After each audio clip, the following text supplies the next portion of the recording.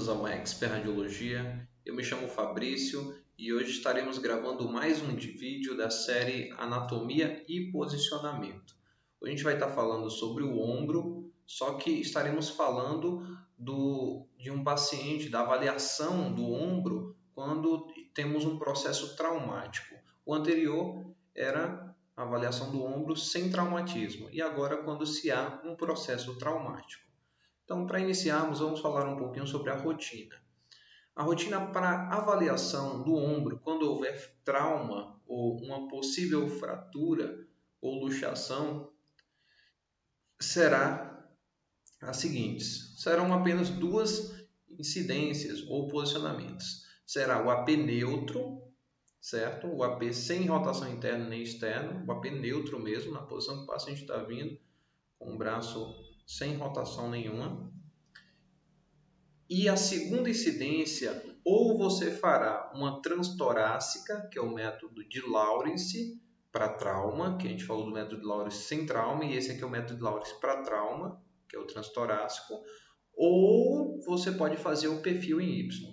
Então, fica a critério do que é mais fácil você realizar naquele paciente. É mais fácil fazer a transtorácica? Faça a transtorácica. É mais fácil fazer o perfil em Y? Faça o perfil em Y. Uma dica que eu dou é: faça o transtorácica em pacientes que estão na maca. Faça o perfil em Y, um paciente que caiu, porém a dor dele no ombro, mas ele está andando tranquilamente. Então, vamos falar sobre essas rotinas. Vamos falar primeiro do AP neutro. Então, trata-se de um posicionamento onde nós teremos aqui nenhuma rotação do membro. Geralmente é feito com um paciente de pé, mas em caso de trauma, que é o que a gente está avaliando, geralmente o paciente chega na maca. Então você pode fazer com ele na maca também, tranquilamente. Então o braço não vai ter nenhum tipo de rotação, o membro superior nenhum tipo de rotação. E o raio central vai incidir exatamente a nível ali da articulação glenohumeral, certinho? Então não tem muito segredo, é isso que vocês estão vendo aí na imagem mesmo. Agora vamos para a parte anatômica.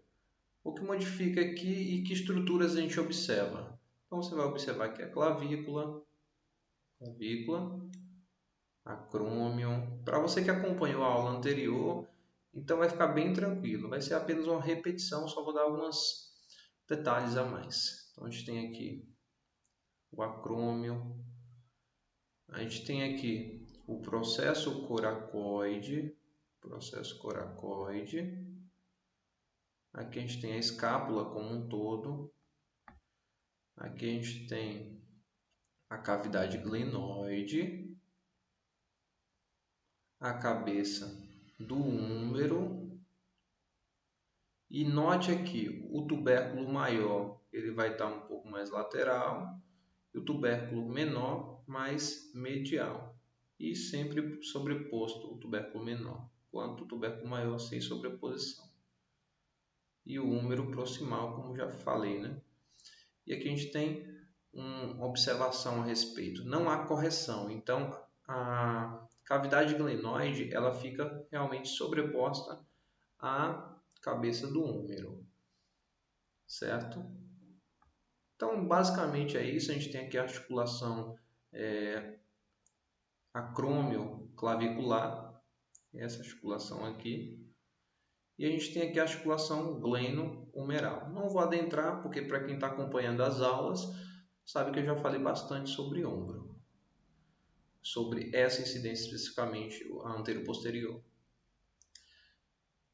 Está aí o posicionamento do paciente deitado. Pode ser feito na maca aqui, na mesa de exame, ou na maca, às vezes também é necessário. É interessante fazer na mesa de exame. Se o paciente está na prancha, você pode passar ele para a mesa de exame e realizar esse procedimento. Transtorácica ou método de Lawrence para trauma. Então, como funciona? O paciente vai estar no posicionamento perfil.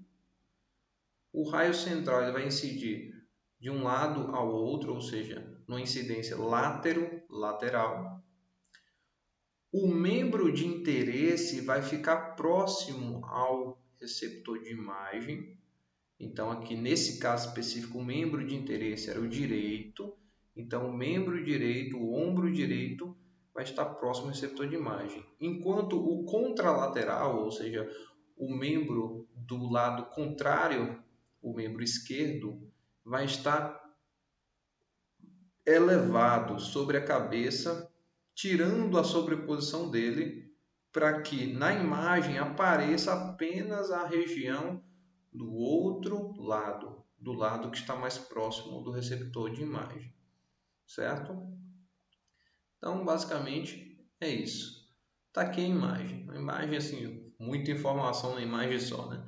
Vamos identificar. Aqui a gente vê a coluna, essa aqui é a coluna torácica, né? A gente consegue ver aqui os arcos costais, tanto mais para a parte anterior quanto para a parte mais posterior. Aqui a gente consegue visualizar algo com aspecto meio circular. Isso aqui é a cabeça do húmero esquerdo, nesse caso, que não é de interesse. Exatamente o membro que está erguido. Então ele está erguido aqui só para tirar a sobreposição. A gente tem também a a escápula do paciente e também a clavícula aqui esquerda. Essas aqui não são as estruturas de interesse. O que nos interessa é exatamente aqui, a região proximal do húmero, porque exatamente aqui pode haver uma fratura. E esse é um perfil, uma incidência lateral com o objetivo de a gente observar a cabeça do húmero numa projeção lateral mesmo. Ou seja, a gente conseguir identificar uma fratura aqui. Então aqui está a cabeça do húmero, aqui é uma região um pouco mais diafisária do húmero. A gente consegue ver aqui a escápula do paciente, a cavidade glenoide está aqui, um pouco sobreposta à cabeça do húmero, e a clavícula aqui do lado direito, certo? Nesse caso, que o lado direito está mais próximo do filme. Então, basicamente é isso. Não há muita complicação em relação a esse posicionamento. Pode ser feito aqui, deitado. Geralmente você pode fazer isso aqui na maca mesmo. Coloca o paciente lá e coloca raios horizontais. É o mesmo princípio. O membro que não de interesse fica mais próximo ao receptor de imagem e o que não é de interesse fica elevado. Agora temos aqui o Y de escápula, que é uma das alternativas à segunda incidência para avaliação do ombro num trauma. Então, como é feito isso? É feito uma oblíqua de 35 a 45 graus.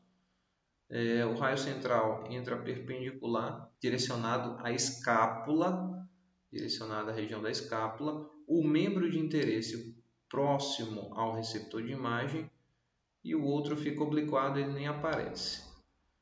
Então, a imagem final que vocês devem observar, sim, esqueci. É muito comum a gente fazer também aqui uma flexão da articulação do cotovelo, levando um pouco para trás essa estrutura aqui, certo? Isso é interessante. E a imagem é essa aqui. Eu já falei sobre essa imagem no outro vídeo, eu vou deixar aqui, mas a gente vai fazer uma revisãozinha aqui. A gente tem aqui a clavícula, certo? Clavícula. Quem se articula com a clavícula é o acrômio. Então, esse aqui é o acrômio.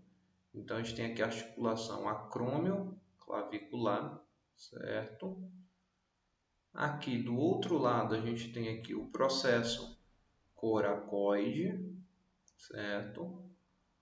O corpo da escápula e aqui embaixo o ângulo inferior da escápula. Essa aqui é a margem superior da escápula, essa região aqui que causa até uma sobreposição à clavícula, aqui está sobreposta à clavícula. Nessa região aqui especificamente tem algo meio circular, não sei se vocês conseguem observar, que é a cavidade glenoide, que também faz parte da clavícula. Que clavícula, gente? Faz parte da escápula. Também faz parte da escápula. Aqui a gente tem a cabeça do húmero, cabeça do húmero se articulando com a cavidade glenoide, então ela está encaixadinha, e aqui o restante da parte proximal do húmero. E aqui a gente tem algumas costelas, certo? Então é interessante a gente observar isso aqui, ó. Que a gente está vendo outra projeção, a gente pode conseguir ver aqui alguma fratura da escápula, a gente pode ver uma fratura da região proximal do húmero, e a gente pode também ver luxações. Se aqui está a cavidade glenoide, então o húmero tem que estar exatamente na direção da cavidade glenoide. Isso significa que vamos ver aqui uns casos onde há luxação. Então aqui, normal, cavidade glenoide, e a cabeça do húmero está na mesma direção da cavidade glenoide, ou seja, está encaixado. Então a articulação está normal. Aqui nós conseguimos visualizar um deslocamento da cabeça do húmero para a região posterior. Por que aqui a região posterior? Porque essa região aqui é o acrômio. E o acrômio, aqui é o acrômio e aqui é a cavidade, o processo coracoide. Então, na posição que a gente está, quando a cabeça do húmero estiver voltada para a região do acrômio, será uma luxação posterior. Agora, se ela estiver voltada para o processo coracoide, será uma luxação anterior. Agora temos aqui o método de Nier.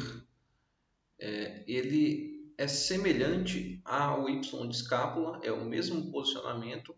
O que vai mudar mesmo é o raio central.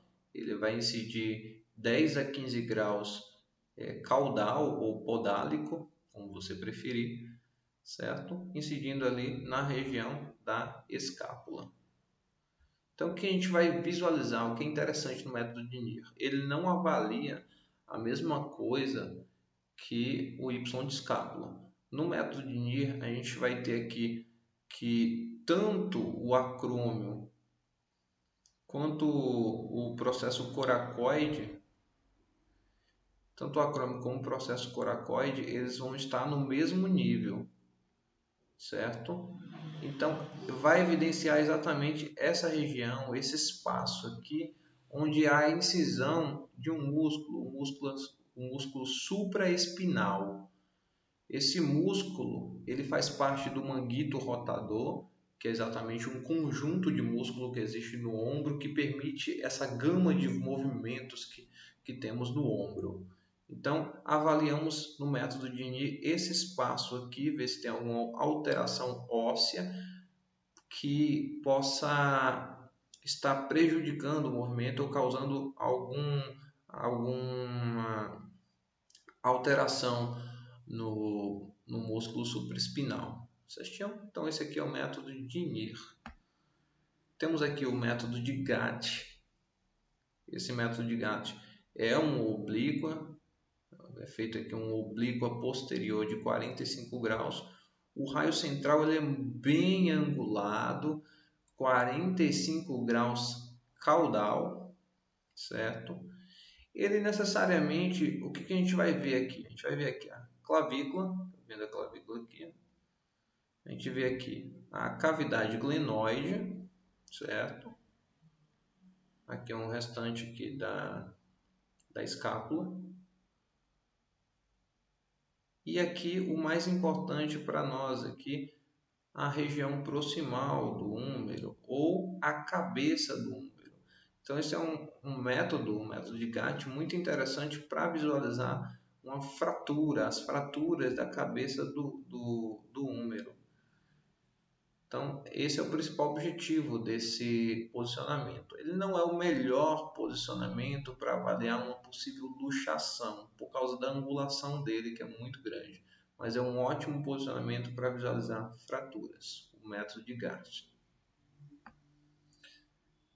Bem, as incidências, os métodos que eu mostrei anteriormente são baseados no Bontrager, 8ª edição, e eu vou colocar aqui mais um bônus para vocês. Vou falar sobre uma incidência que é muito comum a gente encontrar ainda, que é o Zanca.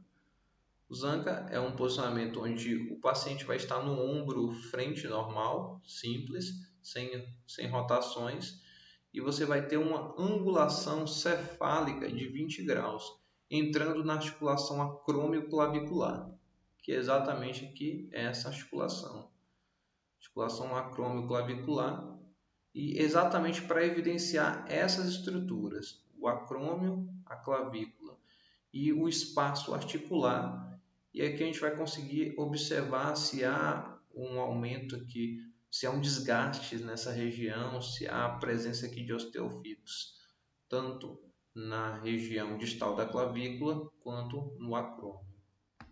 Então, essa foi a aula de hoje. O último aviso, inscreva-se no canal, só assim você vai ficar a par de todos os nossos conteúdos. Dê o seu like, porque isso ajuda muito a gente continuar aí produzindo conteúdos como estes. Eu agradeço por tudo e até a próxima aula.